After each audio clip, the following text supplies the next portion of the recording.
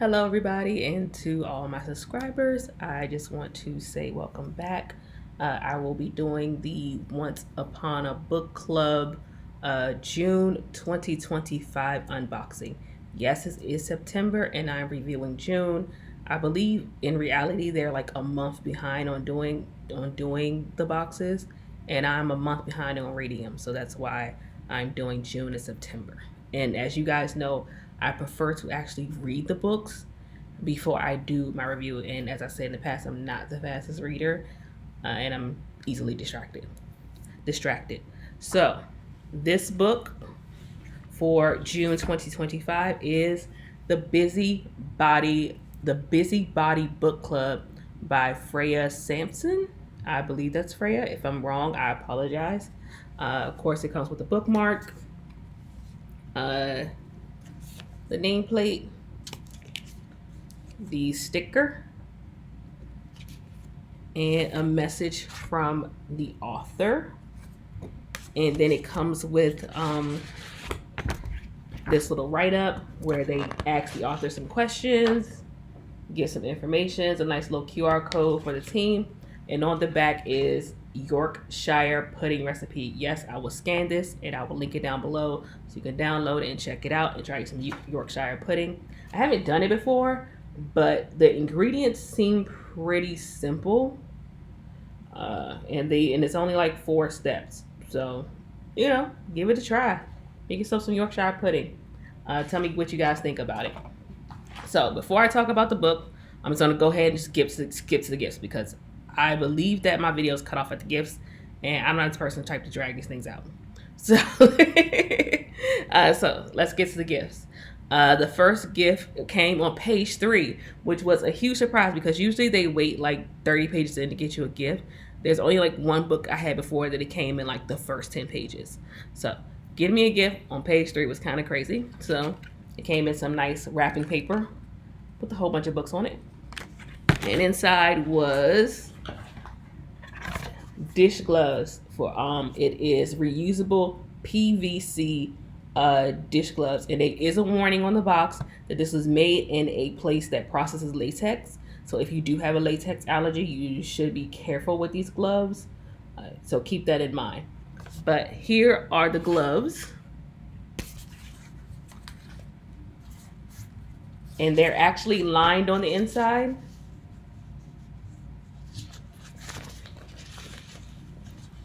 They have some nice fabric on the inside.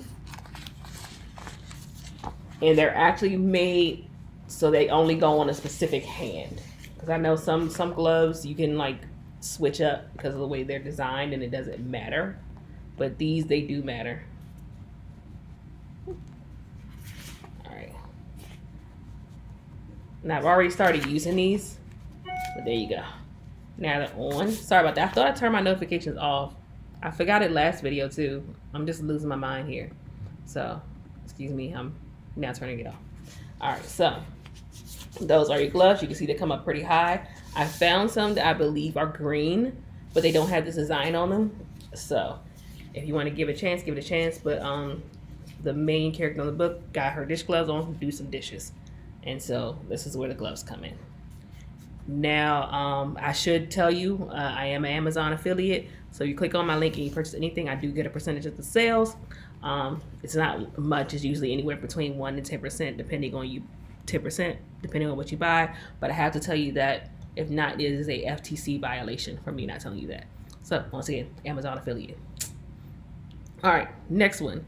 The next one came on page 15. Page 15 came in a cute little box with people reading a book. All different types of people. And it is a bookmark holder with an image of where the crab. I was about to say I know why the cage bird sings.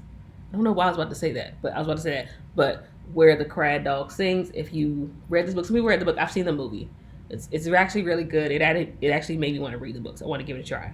But this little picture is taped on because they're talking about this book when the book starts. This is the book that they're reviewing. So they kind of get into a really in-depth conversation about this book while they're on here. But All it is just says bookmarks, and then it actually comes with a little leather bookmark, and it says, "This is where I fell asleep." And it has a little tassel. Now, I did find something like this, a very small bookmark holder, and I found a brown version of this that you can have etched to say whatever you want into it. So those were what I found. And this comes up as they're discussing the book. And so you open it up and you see that it comes with this with a little label on it. This is the second time I've gotten a bookmark holder. Well, no, it wasn't a bookmark holder. It was a vase, and I just used it as a bookmark holder. But there you go. All right, on page 72, we got, so page 72 looks like a bookcase with a bunch of books on it. You have the Viscount Who Loved Tea, and inside are 20 English breakfast tea bags. And I can open it.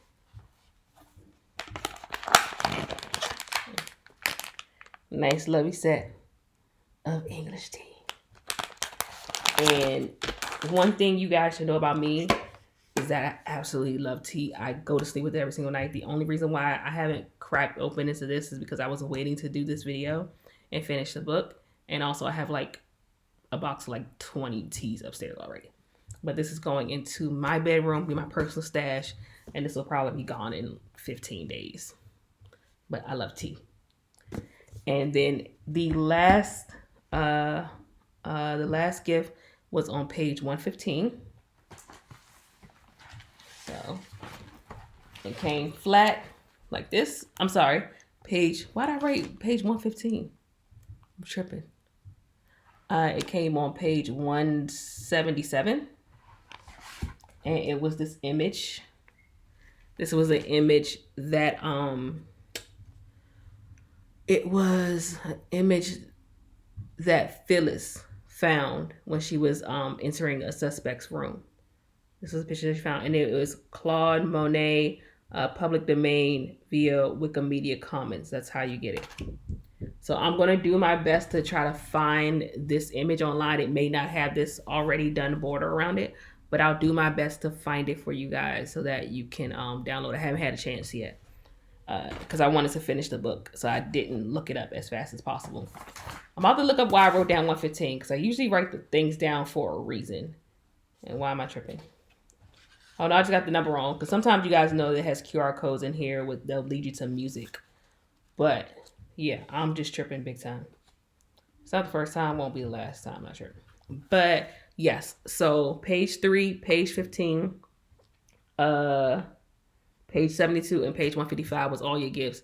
Now this book goes to page 303. So for me to finish it, I had to be hooked by page 177 to finish up the rest of the book. And it did have me pretty hooked, and it did shock me because I tried to predict who the person was. So let me tell you what the book is about.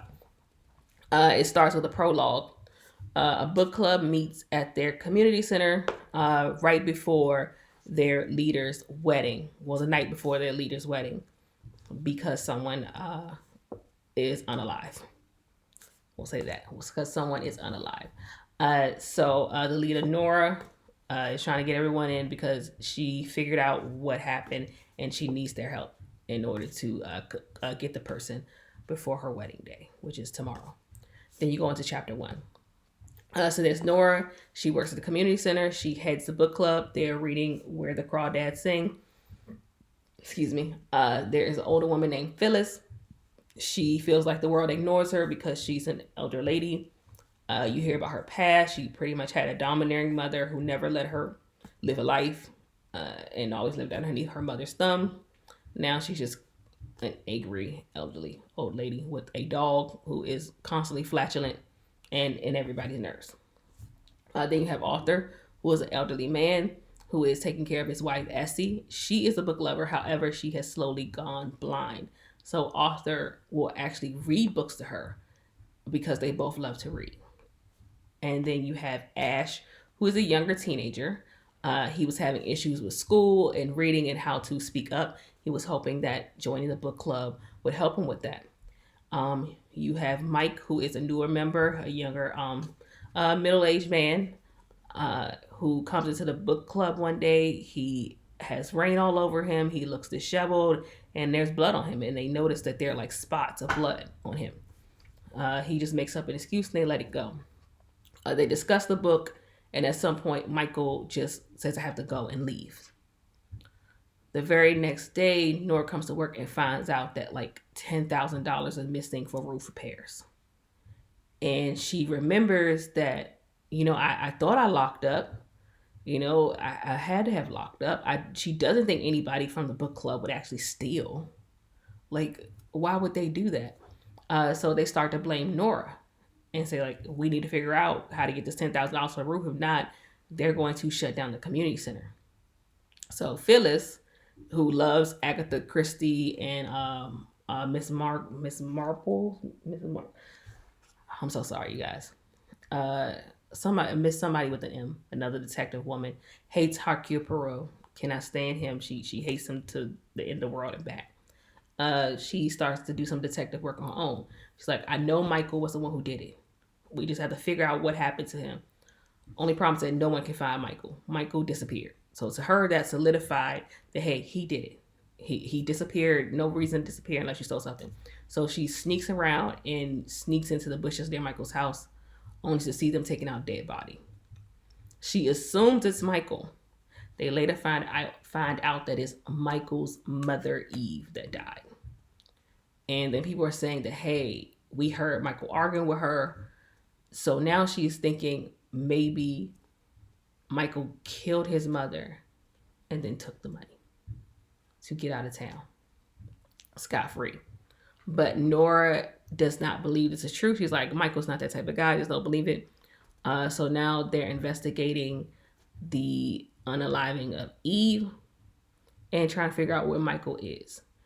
And so in the course of all this, Nora is getting married to a man named Craig, who has a mom who is trying to take over the wedding.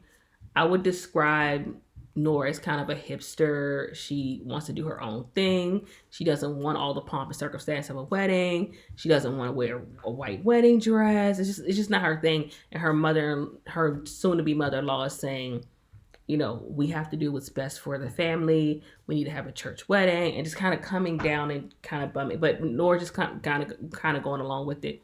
And as you learn why, it's like her dad passed away recently. Her mom's in Colombia. This book is written in England, so she misses her mom.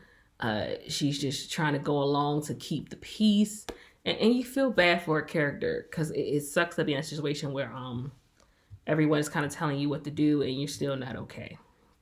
So now, as I was reading the book, I was trying to decipher who it was, and they got me. This writer, you got me. I swear I thought I had it, but you came left field, and I respect that. If you want something that's completely unpredictable, this book has it. And I love the fact that they get into every character's backstory.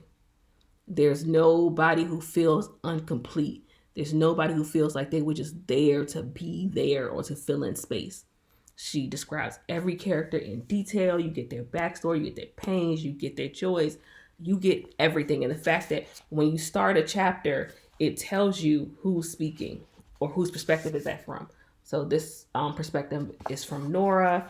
Let me see if I can go to the next couple of chapters to find the next perspective. This one is written for Arthur. So you kind of get other people's perspectives and what they're going through and how they see everyone else around them. So I actually like the way that style of writing. So this book was an absolute A+ for me. It kept me engaged. It kept me reading. I kept trying to guess. And like I said, you got me. You got me. Now, if you got this version, and I'm not sure if it was this way in the other books, there were 2 chapters for her next book called Nosy Neighbors.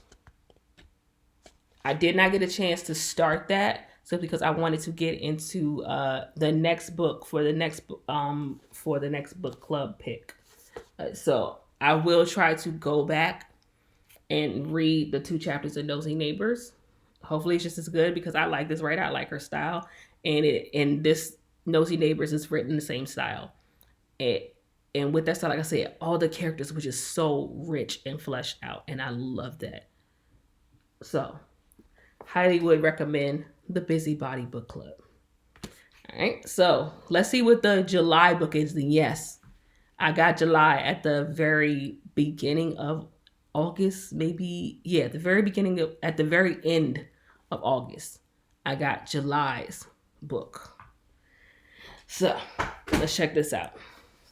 The book for July is the Stolen Life of Colette Rousseau. Yeah, good luck. I'm gonna end up putting this into a speech reader, but it's by Kristen Harmel.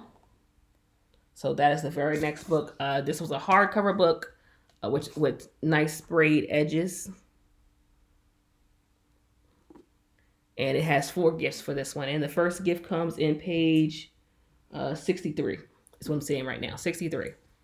So I will let you guys know how this is. Hopefully I can get through this pretty quickly. Like I said, I'm not a quick reader, so I probably won't make another video for like another 3 weeks to a month. So sorry about that.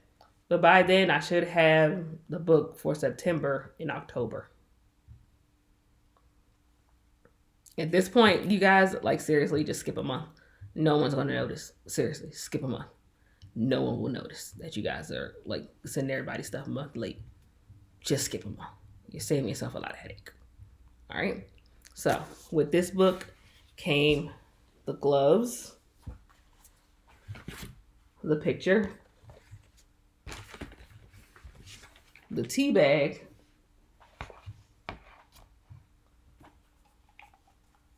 bookmark, and the bookmark holder.